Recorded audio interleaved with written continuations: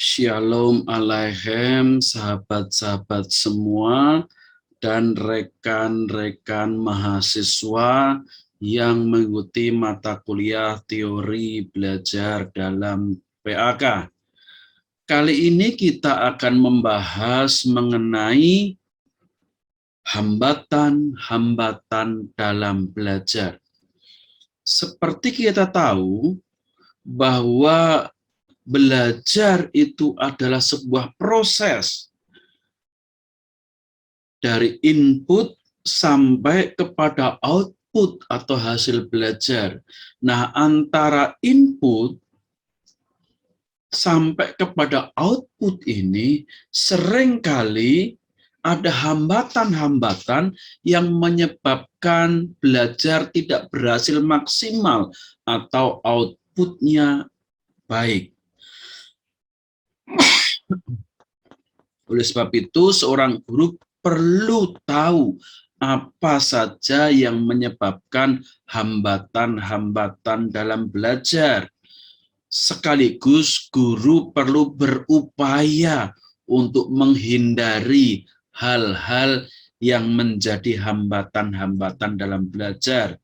Memang ada hal-hal yang tidak bisa dilakukan oleh guru atau tidak terhindarkan, namun ada hal-hal yang sebenarnya bisa dihindari oleh guru. Mari kita belajar bersama-sama mengenai hambatan-hambatan belajar. Sebelum kita membahas lebih jauh lagi, mari dukung channel ini dengan subscribe, like, dan share.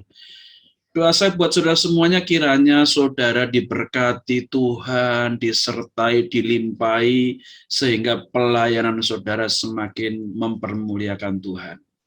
Hambatan-hambatan dalam belajar. Mata kuliah teori belajar dalam pendidikan agama Kristen.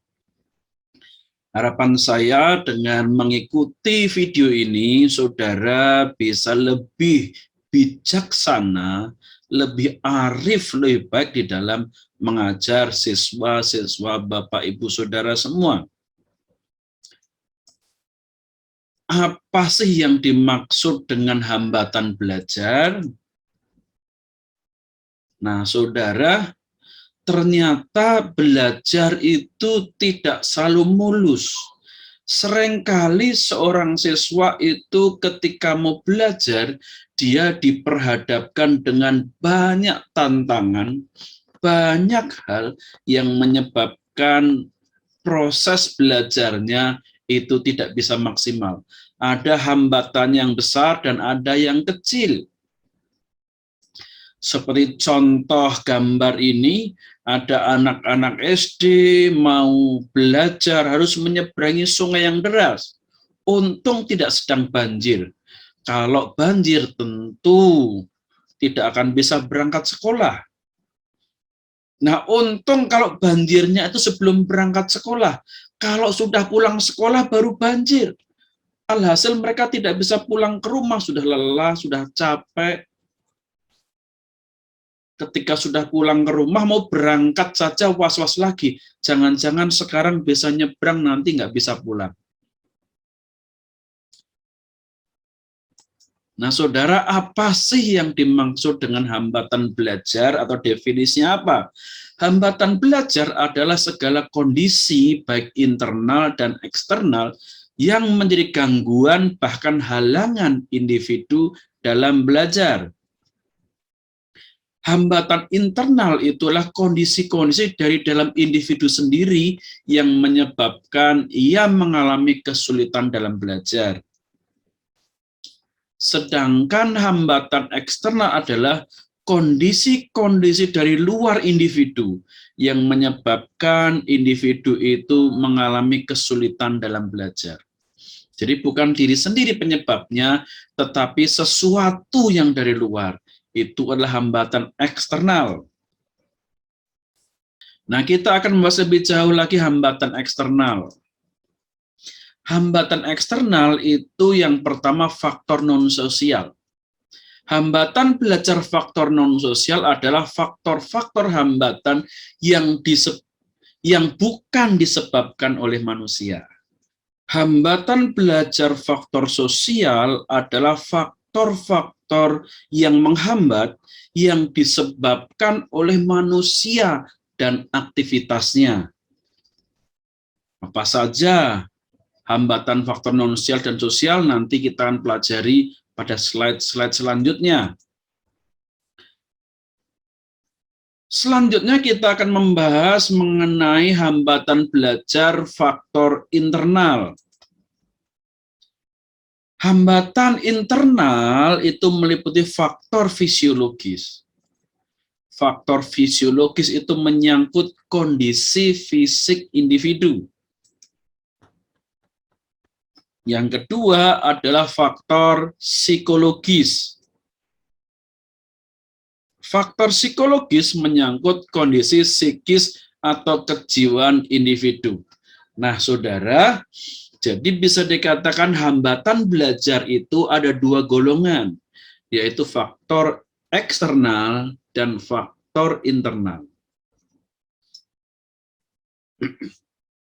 Faktor eksternal sendiri itu juga dikelompokkan dalam dua jenis lagi, yaitu faktor sosial dan faktor non-sosial. Sedangkan hambatan yang internal juga dikelompokkan dalam dua jenis lagi, yaitu hambatan dari dalam yang sifatnya fisiologis, dan yang kedua adalah faktor psikologis. Nah, ini mudah untuk diingatnya, jadi semuanya serba dua. Kita membahas dulu faktor eksternal dan contoh-contohnya. Di sini ada sekolah yang kena banjir atau longsor karena sekolahnya ini di lereng bukit, mungkin ada hujan deras sehingga ada banjir yang dengan kemudian membawa tanah yang di belakang sekolah yang longsor kemudian menghancurkan gedung sekolah. Tentu sekolah ketika seperti ini tidak bisa lagi dipakai untuk belajar. Nah, ini salah contoh hambatan eksternal. Nah, hambatan eksternal yang pertama adalah faktor non-sosial. Hambatan faktor non-sosial adalah faktor-faktor hambatan yang bukan disebabkan oleh manusia. Contohnya, fasilitas yang tidak memadai. Misalnya buku-buku yang tidak mencukupi, atap sekolah yang bocor, suasana sekolah yang panas. Itu contoh yang pertama. Berbicara mengenai fasilitas. Ada lagi kurang biaya.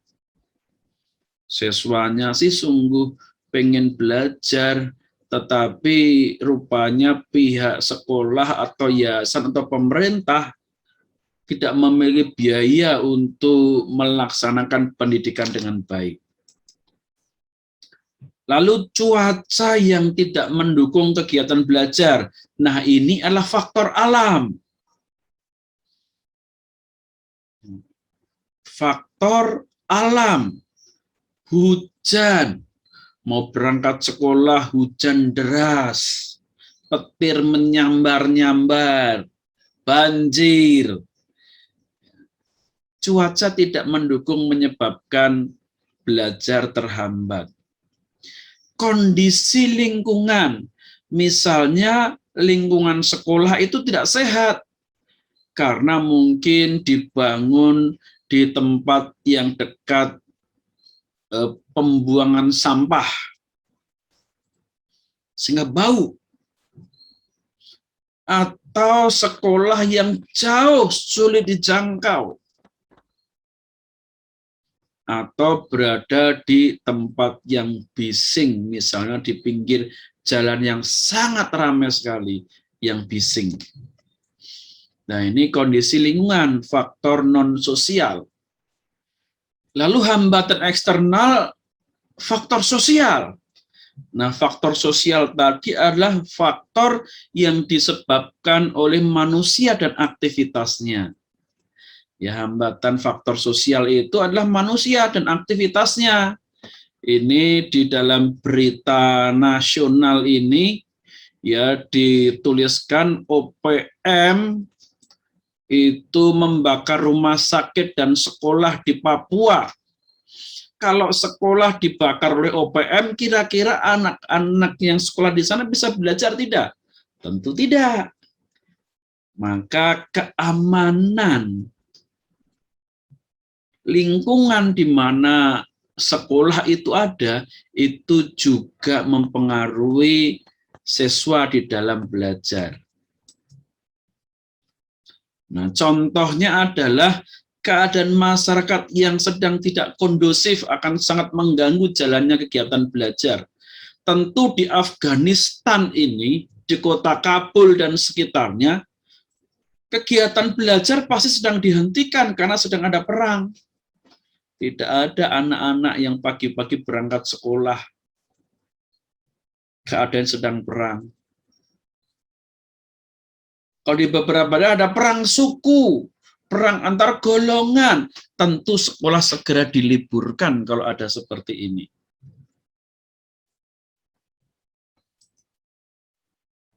Lalu budaya masyarakat itu juga kadang bisa menjadi hambatan eksternal. Misalnya budaya masyarakat yang tidak mendukung kegiatan belajar. Ada sekelompok masyarakat yang mengatakan nggak perlu belajar tinggi-tinggi lah. Buat apa? Udahlah kerja saja. Bantu orang tua bercocok tanam.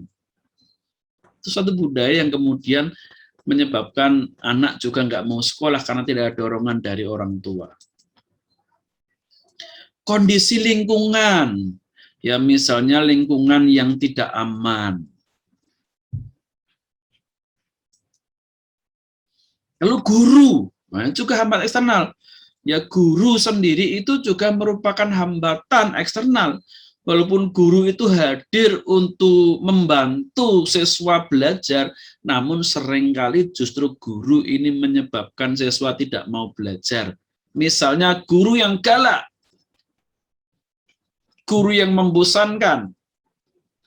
Biasanya ketika seorang anak sudah dewasa, sudah besar, atau sudah bekerja,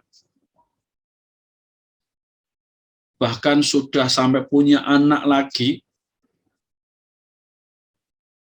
guru yang diingat ketika mengajar adalah gurunya yang paling galak, itulah yang paling diingat. Tapi diingat secara negatif. Atau guru yang membosankan. Ya, ngajarnya hanya membaca buku, lalu siswa suruh menulis, mendikte terus. Udah selesai. Membosankan, bahasa monoton. Itu tentu saja juga menjadi hambatan bagi siswa untuk bisa maksimal dalam belajar. Lalu saatnya kita membahas mengenai hambatan internal. Ya, tadi disebutkan bahwa hambatan internal adalah hambatan yang disebabkan dari dalam diri siswa sendiri. Sumber hambatannya itu dari siswa itu sendiri. Ya, hambatan yang pertama adalah faktor fisiologis. Faktor fisiologis adalah faktor yang menyangkut kondisi fisik individu. Contoh sakit, baik sakit permanen ataupun tidak permanen, itu bisa mengganggu aktivitas belajar. Siswa yang sering sakit-sakitan, karena kurang gizi masuk ke sekolah, dia mungkin lelah, ngantuk, yang diserapnya ketika guru mengajar sangat sedikit dibandingkan siswa yang sehat, cukup gizi, bisa mengikuti pelajaran dengan lebih baik. Cacat bawaan. Ya, seseorang yang mempunyai cacat bawaan, Ya, tentu ketika dia belajar itu juga ada hambatan, walaupun kadang ada orang yang cacat bawaan tetapi dia bisa lebih cerdas, lebih baik dalam belajar. Tetapi tentu saja usahanya di dalam belajar itu lebih keras, lebih berat daripada orang-orang yang normal. Lelah.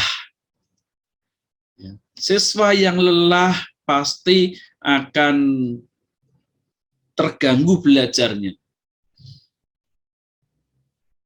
Guru-guru tentu tahu, terutama yang SD, ya SMP, ya terutama yang SD, ya kalau mengajar siswa di jam kedua setelah istirahat, jam istirahat, itu adalah mengajar yang sangat penuh tantangan. Apalagi setelah istirahat kedua. Karena biasanya ketika istirahat itu, siswa bukannya istirahat, malah lari-lari kejar-kejaran dengan teman-temannya penuh dengan keringat. Lalu dalam keadaan berkeringat tiba-tiba bel masuk berbunyi. Lalu dia masuk masih nafasnya terengah-engah, keringat masih bercucuran. Nggak siap belajar. Lalu kipas-kipas supaya panasnya hilang, begitu dingin badannya panasnya hilang, langsung ngantuk. Lelah. Yang mengganggu belajar siswa. Kurang tidur. Siswa yang kurang tidur tentu dia akan sukar di dalam mengikuti pelajaran karena ngantuk, ya mengantuk waktu di kelas. Kemudian hambatan faktor internal kelompok psikologis atau faktor psikologis. Faktor psikologis adalah faktor yang menyangkut kondisi fisik, psikis atau kejiwaan dari individu, kejiwaannya, stres. Nah, ini seperti gambar ini ya, siswa ini bingung, stres, sampai kepalanya ditempelkan di papan kok nggak ngerti-ngerti gitu ya. Dia suruh dipaksa-paksa belajar nggak paham-paham sampai kepala tempelkan di papan tulis. Contohnya belum mencapai tahap perkembangan. Masih terlalu muda, sudah dipaksa belajar masuk sekolah oleh orang tuanya. Harusnya usia dia masih belajarnya di rumah bersama dengan orang tua. Ya, guru utamanya itu ayah dan ibunya sendiri, terutama ibunya. Tapi karena ibunya bekerja, ya daripada dimomong pembantu yang tidak bisa mengajar, hanya paling merawat saja, lalu dimasukkan ke PAUD atau playgroup, disuruh belajar, padahal masanya bermain. Tidak sesuai dengan tahap perkembangannya, hanya stres.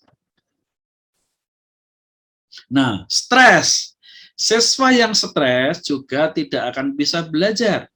Misalnya, dia takut karena mungkin diancam oleh temannya. Mau berangkat sekolah aja udah nangis-nangis, takut, tapi dipaksa sama orang tuanya, diancam. Orang tuanya enggak tahu bahwa anaknya itu ketakutan di sekolah, ada kawannya yang mengancam dia, mengejek dia. Ya, masuk pun sudah stres, maka ketika ikut belajar, dia tidak bisa konsentrasi dengan baik. Kurang motivasi. Dia tidak mempunyai motivasi untuk belajar. Ini juga hambatan internal. Maka seorang guru bukan hanya pintar di dalam menyampaikan materi, mengajar, tetapi juga harus mampu membangkitkan motivasi siswa. Bakat yang tidak sesuai dengan apa yang dipelajari. Bakatnya olahraga, dipaksa masuk kelas IPA, bergumul dengan fisika, kimia, padahal dia senangnya adalah olahraga, atau dia bakatnya di musik. Nah, ini banyak terjadi. Ya, anak-anak SMP, SMA yang menghabiskan waktu habis untuk belajar yang eksakta, Tapi nanti ketika dia hidup besar, semua tidak digunakan karena dia bermusik, dia berseni. Ya, itu yang lebih bermanfaat. Nah, kalau masa-masa mudanya itu walaupun dia belajar IPA, kimia, fisika dan lain sebagainya, ya secukupnya saja dan waktunya lebih banyak dipakai untuk mengembangkan bakat seninya, mungkin masa depannya lebih baik lagi. Kemampuan seninya lebih baik lagi. Nah, ini menjadi hambatan internal karena yang dipelajari tidak sesuai dengan bakat kemampuannya. Lalu rendahnya intelijensi. Memang ada orang yang dikaruniai Tuhan mempunyai kemampuan intelijensinya, IQ-nya itu tinggi, sangat tinggi, superior. Ya, ada yang super, ada yang sedang, ada yang di bawah sedang. Ya, ada yang sangat kurang. Bahkan ada yang mengalami retardasi mental. Nah, rendahnya intelijensi ini juga menyebabkan hambatan dalam belajar. Namun tingginya intelijensi yang lebih tinggi daripada anak-anak yang lain juga jadi masalah. Ya, karena dia sudah mampu menguasai pelajaran dari guru, teman-temannya belum mampu, belum mengerti, dia udah bosan, aku udah ngerti kok guru diulang-ulang. Dia stres juga. Nah, demikian tadi hambatan-hambatan belajar yang menyebabkan proses belajar individu tidak maksimal. Karena itu, seorang guru sedapat mungkin menghindari hambatan-hambatan itu. Sebatas hambatan-hambatan memang di dalam kekuasaannya, di bawah kemampuannya. Ada hal-hal yang memang tidak mampu dilakukan oleh guru. Ya, tetapi bagian-bagian yang guru bisa hindari, sedapat mungkin bisa dihindari. Tuhan Yesus memberkati saudara semua. Haleluya. Shalom Aleichem Besem Yehoshua HaMashiach.